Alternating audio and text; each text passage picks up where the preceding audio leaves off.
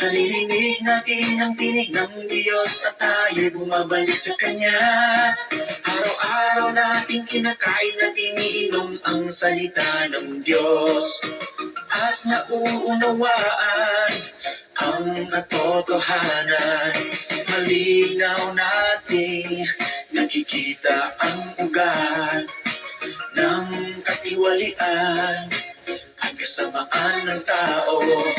Pinahirapan ni Satanas ang sangkatauhan at ngayon ko ito nakilatis. Mga salita ng Diyos lang ang makapagligtas sa tao sa pagsunod sa Diyos. Tinatahak natin ang landas ng liwanag sa buhay at lahat ito'y biyaya at pagpapala ng Diyos.